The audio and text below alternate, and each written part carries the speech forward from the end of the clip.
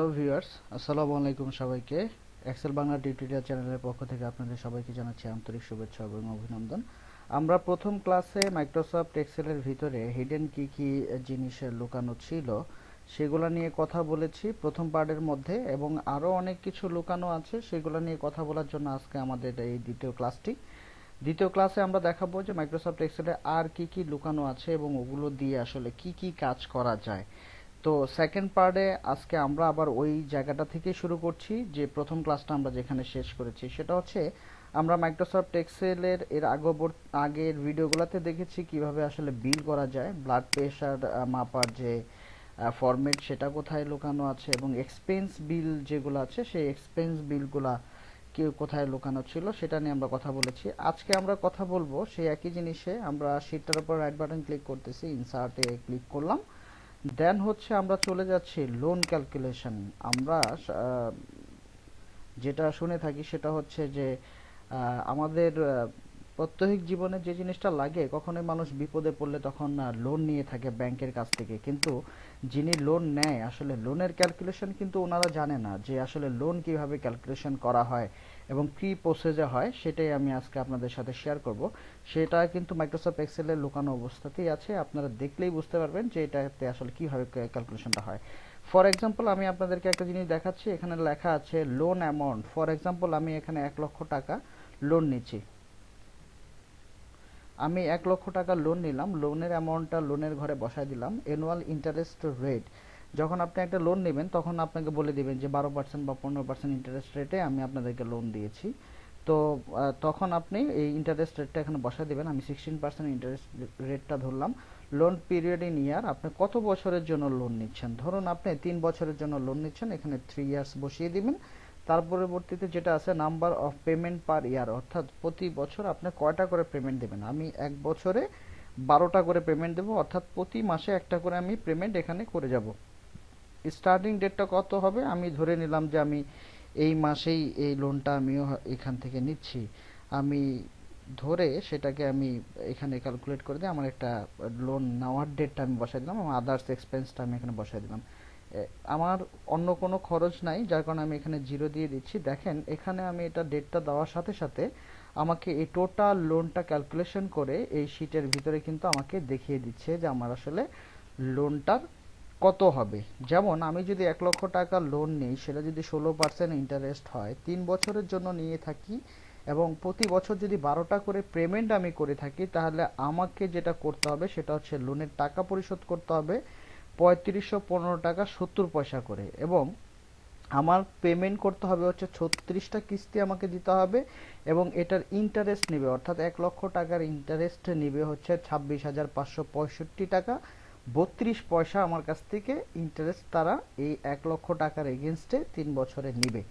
তবে আপনাদের জানার সুবিধার্থে আমি একটা জিনিস আপনাদের সাথে শেয়ার করতেছি, সেটা হয়তো বা আপনারা কারো কাছ থেকে শুনতে পারবেন না, যারা আসলে ব্যাংকিং সেক্টরে চাকরি করে তারা আপনাদের সাথে এই জিনিসটা শেয়ার করবে না, যে আসলে লোনের যে দুইটা পোর্শন থাকে, একটা হচ্ছে প্রিন্সিপাল আর একটা হচ্ছে ইন্টারেস্ট। এটা আপনাদের সাথে কখনোই শেয়ার করবে না, কারণ প্রথম দিকে যখন আপনারা লোন নেবেন, প্রথম দিকের পেমেন্টের ক্ষেত্রে কিন্তু ইন্টারেস্ট রেট অনেক হাই থাকে। যেমন আপনারা দেখুন এখানে আমার ইন্টারেস্ট, এখানে আমি যে প্রথম লোনটা নিয়েছি 1 তারিখে, তারপরে মাসে আমার একটা লোনের জেনারেট হবে, বিল জেনারেট হবে।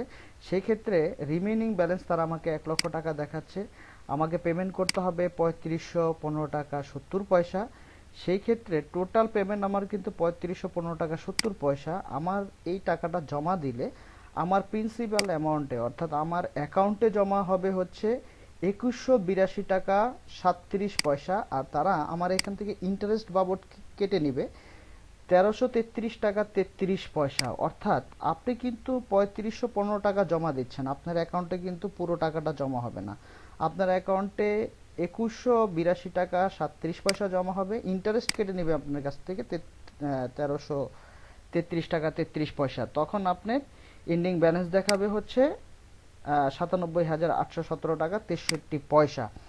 পরবর্তীতে যখন আপনি আবার পেমেন্ট করবেন তখন কিন্তু আপনাকে সেম প্রসেসেই যাবে। তবে সেই ক্ষেত্রে একটা জিনিস মনে রাখবেন, লোন যখন আপনি